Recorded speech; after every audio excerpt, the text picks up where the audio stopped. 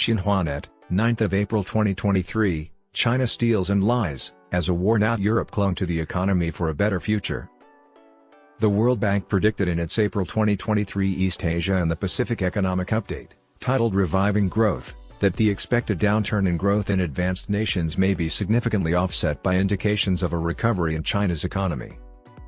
This was demonstrated by the fact that heads of state and CEOs of major corporations have visited China one after the other. They were all of the opinions that China and its market were not an option but a necessity, even though China was in bankruptcy. Europe seeks to establish productive business relationships.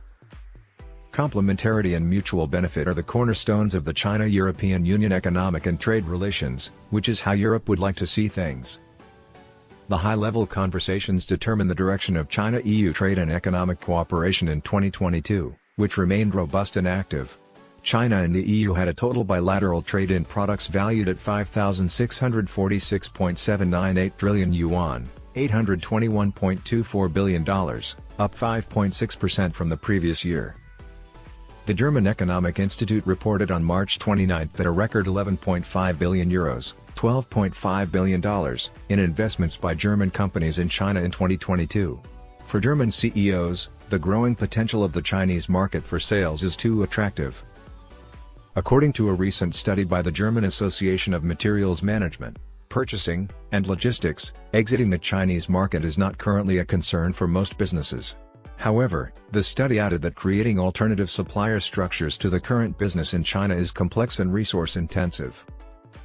We have had excellent communication and solid working relationships with local partners in China for many years.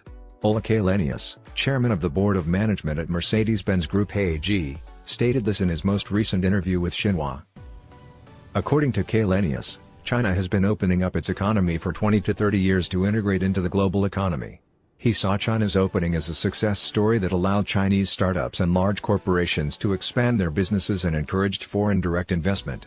He said that Mercedes-Benz would probably raise its assets if China's opening up continued.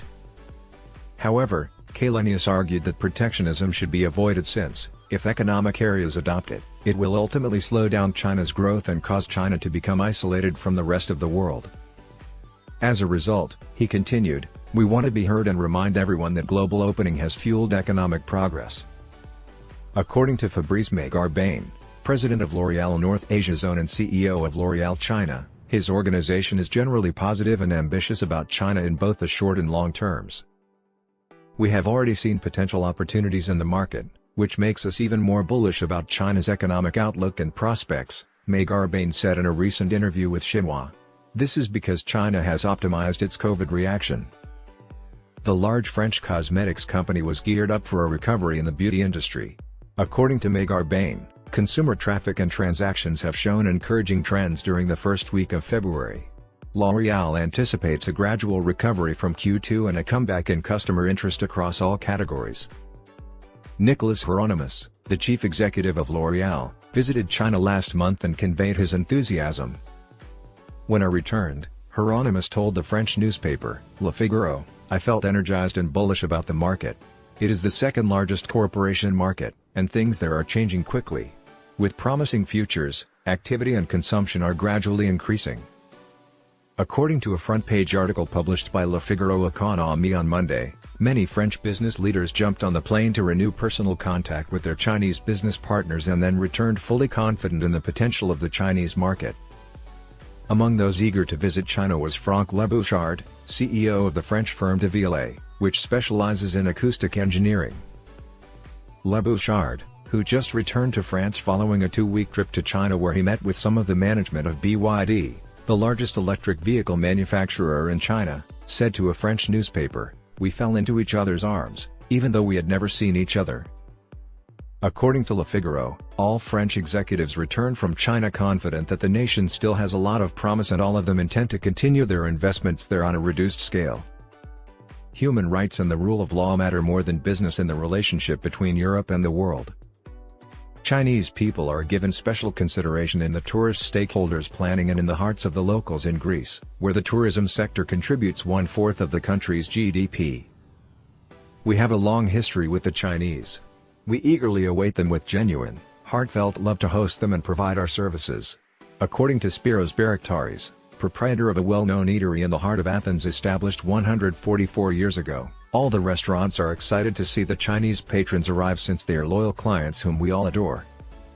The return of Chinese tourists would help the Greek tourism industry operate well despite the setbacks of recent years, according to Greek Tourism Minister Vasilis Kikilias in an earlier interview with Xinhua. Since the culture and civilization in both countries date back many years, they are interested in learning more about them. He stated that we are making preparations to be able to host them in Greece. According to Ioanna Papadopoulou, Director of Communications and Marketing at the Athens International Airport, the Chinese market will again be one of Greece's fastest growing after travel restrictions loosen. Beginning in April 2017, there were non-stop flights between Athens and Beijing. It increased from 108,613 to over 217,600 Chinese arrivals at the Athens International Airport in just 2 years. In addition to the Athens-Beijing connection, the introduction of the direct air link between the Greek capital and Shanghai on December 22, 2022, is an excellent start for 2023, according to her. She stated that we are prepared to welcome our Chinese visitors back, who we have sorely missed during the past 3 years of the pandemic. Italy, one of the most popular tourist locations for Chinese visitors, anticipates an increase in their numbers.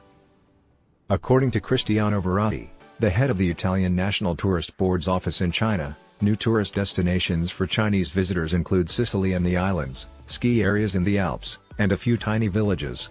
According to Verratti, many Chinese travel agents are committed to offering their customers more elaborate trip arrangements. China ranked Italy's 11th largest market in terms of overall foreign arrivals in 2019. According to him, even in terms of how Chinese visitors spend their money abroad, there is still much room for growth, as the sector has not yet reached its full potential. To encourage tourism, Verratti stated that a roadshow is being planned in China in the upcoming months to meet with Chinese businesses personally and to make ourselves available to them.